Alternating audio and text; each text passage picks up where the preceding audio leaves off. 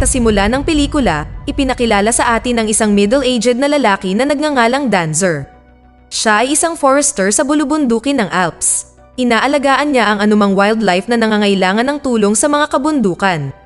Sinabi sa atin ni Danzer ang isang kwento tungkol sa isang matapang na agila at ang kaibigan nito. Noong 1960s, sa isang hindi tiyak na lugar sa Alps, isang mag-asawang agila ang nagkaroon ng 2 itlog at napisa. Ayon kay Danzer, ang mga magulang na agila ay ang hari at reyna ng kanilang uri, kaya ang mga supling ang susunod sa linya ng trono.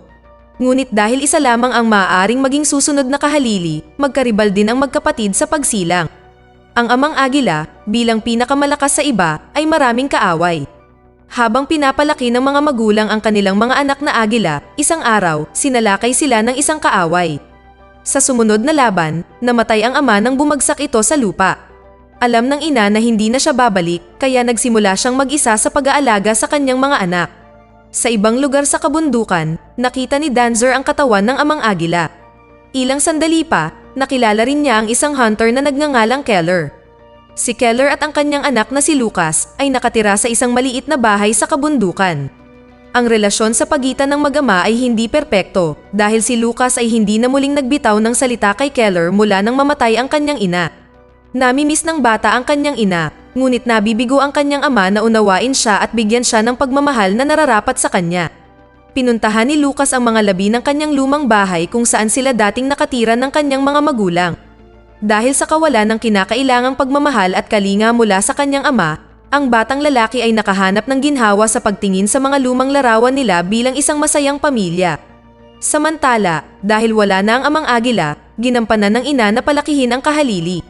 Ngunit dahil isa lang sa kanila ang maaaring maging kahalili, ang magkapatid ay nagsimulang mag-away habang sila ay tumatanda. Napapadalas ang pag-aaway tuwing lumilipad ang ina para kumuha ng pagkain para sa kanila. Kadalasan, nananalo ang kuya laban sa nakababata.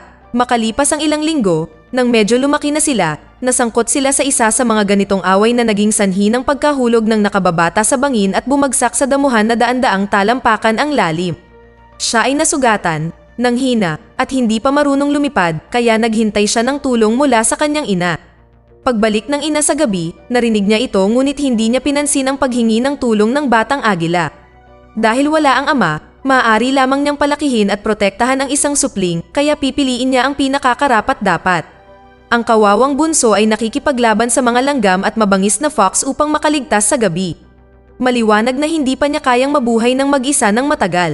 Sa sandaling iyon, natagpuan ni Lucas ang agila at dinala siya sa kanyang lihim na taguan sa kanyang lumang tahanan. Inalagaan niya ang kawawang nilalang at ginawan siya ng pugad sa pamamagitan ng paghiwa ng unan sa gitna. Nagpasya si Lucas na alagaan ang agila na maging malusog ngunit walang ideya kung paano aalagaan ang isang ibon. Sinubukan niyang pakainin siya ng tinapay ngunit hindi nagtagal ay napagtanto niyang hindi ito gumana. Pinainit niya ang ibon gamit ang kanyang scarf at tumakbo pa uwi para kumuha siya ng pagkain. Hinintay niyang makatulog ang kanyang ama at nagnakaw ng kaunti sa kanyang tanghalian. Natuwa siya nang tuluyang kinain ng agila ang ninakaw na sausage. Sa isang araw lang ay naging matalik na magkaibigan ang dalawa. Nakita ni Danzer na magkasama silang naglalaro sa field at nagpasyang tulungan si Lucas na sanayin ang ibon. Nang sumunod na araw, nangolekta si Lucas ng dayami mula sa kabundukan at gumawa ng pugad para sa kanyang kaibigan. Nangolekta pa siya ng mga bulate para sa ibon, ngunit ayaw nitong kainin ang mga ito. Dumating si Danzer sa bahay at sinabi sa kanya na ang sausage at bulate ay hindi masustansya para sa mga agila. Sa halip, binigyan niya siya ng atay ng pato. Ang ibon ay masayang kinain ang laman gaya ng hinulaan ni Danzer. Pinayuhan din niya si Lucas na dalhin siya sa labas upang makakuha siya ng maraming sikat ng araw na makakatulong sa paglaki ng kanyang mga balahibo. Sa araw na iyon, nagtrabaho si Lucas kasama ang kanyang ama.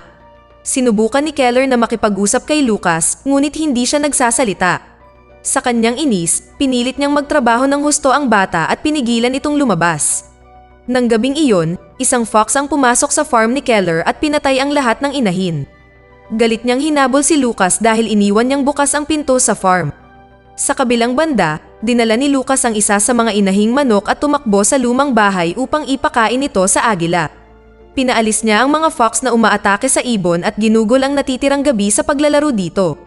Habang binabasa ni Lucas ang Biblia ng kanyang pamilya, nabasa niya ang kwento ng dalawang magkapatid na nagngangalang Cain at Abel. Dahil ang kwento ay katulad ng kwento ng agila, pinangalanan niya itong Abel. Ang kanyang kapatid na si Cain ay sinanay ng kanyang ina upang mamuno sa kabundukan. Sinubukan din ni Lucas na turuan si Abel na lumipad, ngunit dahil sa kakulangan ng kanyang kaalaman, nabigo siya. Habang sinusubukan niyang sanayin ang ibon isang araw, dumating si Dancer at inanyayahan siyang sumama sa kanya sa tag-araw. Nag-alok siya na turuan si Lucas kung paano sanayin si Abel at humingi pa ng pahintulot mula kay Keller tungkol sa bagay na iyon.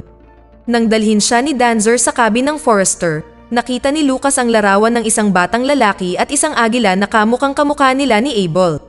Nang sumunod na araw, sa pagtatangkang turuan si Abel na manghuli, nakahuli siya ng isda at ibinigay ito sa kanya. Gayunpaman, hinayaan ito ni Abel na makawala. Pagkaraan ng ilang araw, kapwa pinalaki ni Abel at ng kanyang kapatid na si Cain ang kanilang bagong pares ng mga pakpak. Bago si Abel, natutong lumipad ang kanyang kapatid sa tulong ng kanyang ina. Sinubukan ni Lucas na sanayin si Abel na lumipad. Ibinitin niya ito sa parang pugad na balde mula sa bubong ngunit hindi ito nagtagumpay sa una. Sa kalaunan, ang ibon ay nagsimulang pumailang lang sa hangin. Nang gabing iyon, pareho silang nakatulog sa bubong ng lumang bahay, ngunit nang magising si Lucas kinaumagahan, nawawala si Abel. Nag-alala siya at nagsimulang tumingin sa paligid nang mapansin niya si Abel na lumilipad sa langit. Sa una, tuwang-tuwa siya sa nakita, ngunit nang bumaba si Abel sa ibabaw ng isang bato at sinubukang abutin siya ni Lucas, lumipad si Abel. Naniniwala na ngayon si Lucas na hindi na babalik ang nag-iisang kaibigan niya ngayong natuto na siyang lumipad. Nakahanap siya ng balahibo sa lupa at itinago ito bilang kanyang alaala. Sinubukan ni Dancer na aliwin si Lucas, ngunit hindi rin niya talaga alam kung babalik pa ang ibon. Samantala, sa kabundukan, sinusubukan ni Abel na manghuli ng ibang hayop. Ang sumunod na laban ay nasugatan siya at sa bandang huli ay nabigo siya. Ang buhay ay hindi madali para sa kanya dahil kailangan niyang iligtas ang kanyang sarili mula sa shotgun ni Keller at sa kanyang sariling kapatid na ngayon ay isang mahusay na hunter. Sa mga sumunod na araw, walang sawang hinahanap ni Lucas si Abel at nang malapit na siyang sumuko, sa wakas ay bumalik ang ibon. Dahil dito ay natutunan ni Lucas na huwag mawalan ng pag-asa. Inilagay niya ang balahibo ni Abel sa pinagpatong-patong na mga bato at umuwi kasama ang agila. Kasunod nito, nag-alok si Dancer na tulungan si Lucas na turuan si Abel na manghuli. Naghahanda sila ni Abel para sa pagsasanay ng lapitan sila ni Keller.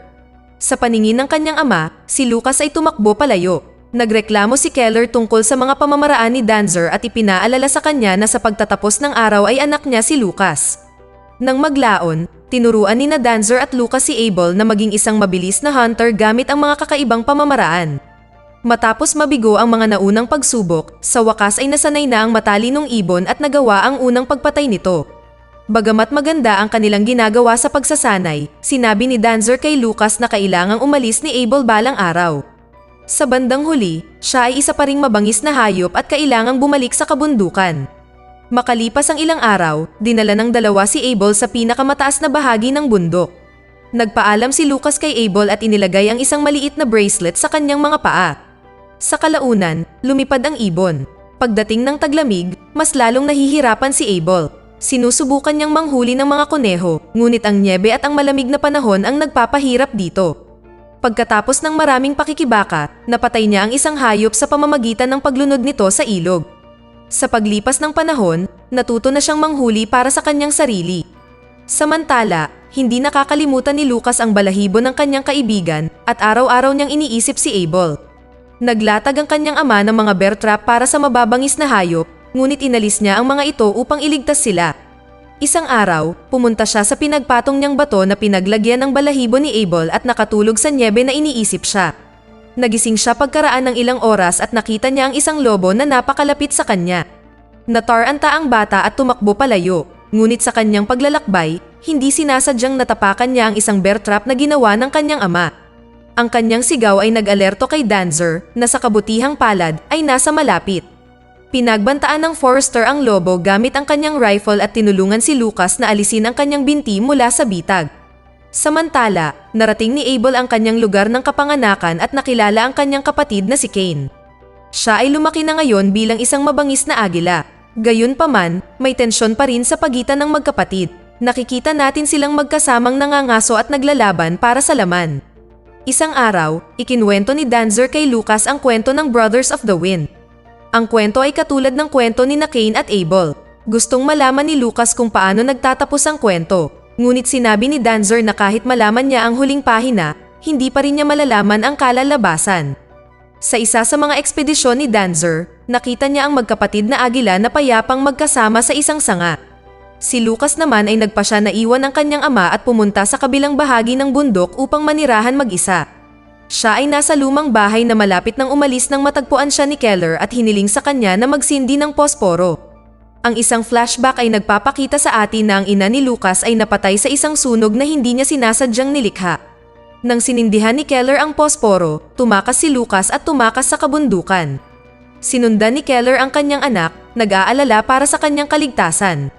Maya-maya, umaakyat si Lucas sa bundok nang bumagsak sa kanya ang isang rock slide. Bumagsak siya sa lupa at natumba ng kidlat. Lumitaw si Abel sa tabi niya at pumailang lang sa ibabaw niya. Pagkaraan ng ilang minuto, nahanap ni Keller ang kanyang anak at humingi ng paumanhin sa kanya para sa kanyang masamang pagtrato. Si Lucas ay nagsalita sa unang pagkakataon sa kanyang ama at sinabi ang pangalan ni Abel. Sa pag-alis ng dalawa, nakita natin ang isang patay na agila na nakahiga sa ilalim ng mga bato sa malapit. Ngayon ay lumipas na ang ilang taon. Inayos na nina Lucas at Keller ang kanilang relasyon. Umakyat sila sa bundok na puno ng nyebe, may dalang kahoy para magsindi ng apoy. Sinabi ni Lucas na nararamdaman niyang buhay pa si Abel. Nabatid na hindi pa rin niya tinatanggap ang pagkamatay ni Abel at umaasa na babalik siya balang araw. Gayunpaman, hindi sinasangayunan ni Keller ang pananaw na ito. Sinabi niya sa kanyang anak na ang ibon ay ang patay na agila sa rock slide. Habang sinusubukan niyang ipaintindi kay Lucas na dapat niyang kalimutan ang maling pag-asa, may nakatawag sa kanyang atensyon. Ito ay walang iba kundi si Abel na bumalik upang makita si Lucas at ang kanyang ama. Nagtatapos ang pelikula sa pagsasabi sa atin ni Danzer na ang makapangyarihang agila ay bumalik sa kanyang bagong pamilya, na handang magsilang ng bagong bukang liwayway ng pag-asa para sa makapangyarihang angkan ng agila. Dito na nagtatapos ang kwento. Sana ay nagustuhan nyo. Mag-subscribe na kung hindi ka pa nakasubscribe. Pindutin na rin ang notification bell at like button upang matulungan ang channel, and leave a comment down below. And as always, thank you for watching.